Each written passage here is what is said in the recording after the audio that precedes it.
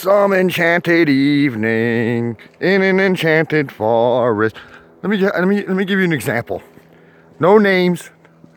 Don't want to do no shame culture thing. The people who I'm talking about will know who I'm talking about. So there's a church that sits on top of a hill in this small town. There are other churches in town who host a community luncheon in the small kitchens and using the resources that they have. This church does a huge renovation for some sort of anniversary. I don't know what it is. Anniversary of the founding of the church, I don't know. Has a brand new, spanking new commercial kitchen. And listen, I approach the pastor of this particular church and tell them, that there's a church that was doing it on one of the weeks, and it's quite a burden. The kitchen's very small. It's an aging church, so one of the Wednesday suppers has been dropped. So now it's only on Monday and Thursdays. You have a brand new kitchen. Why don't you host the supper on a Wednesday? Have the people from the other churches come in and do what they do at the All Saints Church and at the other church in the Glen there in the middle of the swamp. You know what was done instead?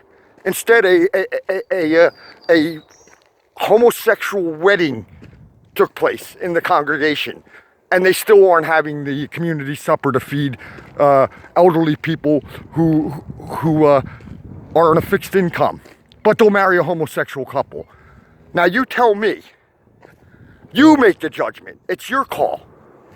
You tell me whether the right choice was made. And they still don't have that kitchen open to serve the community. It's only for the special people of the Guerrilla Church.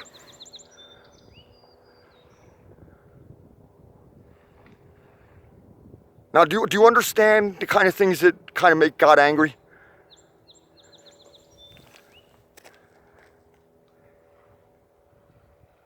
They had a choice placed before them, life or death. They chose death, and they got what they asked for. Don't call God unfair. Don't you dare say that God's judgments are not right. They had a choice between performing a wedding ceremony in complete defiance of God and what they should know about him because they read his book every Sunday, and they had the chance presented in front of them to feed people in their community that really needed it.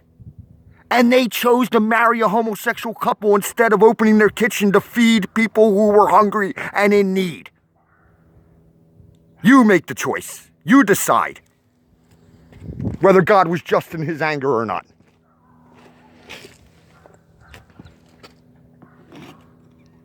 And what does it have to do with sex? What does it have to do with sex? What does it have to do with love?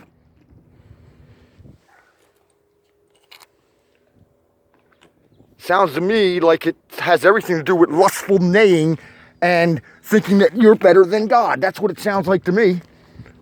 What do you think? You tell me.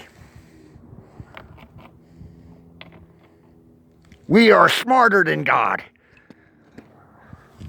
God wants to feed elderly people and people in the community that are down and out.